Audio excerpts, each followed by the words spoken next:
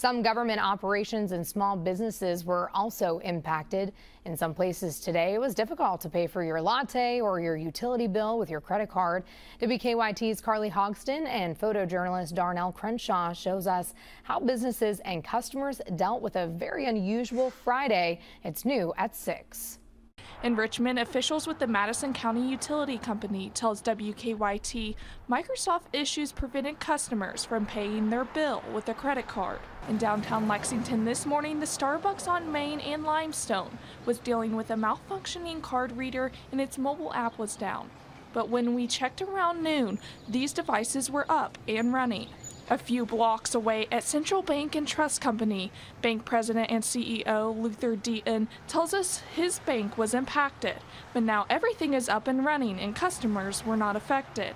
The impact on the LFUCG business was minimal. For us, one of the payment options that we have for people to log into their LexServe account and view their bill and pay online, they weren't able to do that, but it only impacted people that were logging in. It didn't impact several of the other payment options that we maintain. As of 1:30 Friday afternoon, we were told things were coming back online. But late Friday afternoon, there was one store closed due to the Microsoft issues.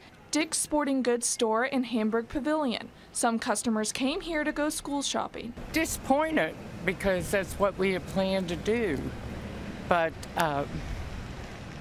you do what you have to do. I understand it's software issues, and software issues seem to be causing a lot of inconvenience lately. William Courtney just wanted a pair of shoes. I was really shocked that it happened because usually they're always open. Courtney works for an AI company and needs Microsoft to work. I think we're at a point now where that's just part of it. You know, we're just going to have to, we're going to have issues like this, and while it may not be the most kind of inconvenience at times, Microsoft's into everything. So. In Lexington, Carly Hogston, WKYT. And no one from Dick's Sporting Goods store was available for comment.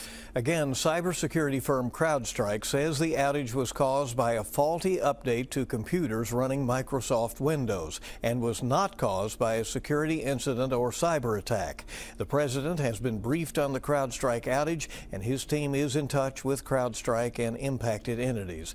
And the White House says that his team is engaged across the interagencies to get sector-by-sector updates throughout the day and is standing by to provide assistance as needed. You can scan the QR code on your screen to download the WKYT News app, and then you'll get the latest updates and have news alerts sent right to your phone.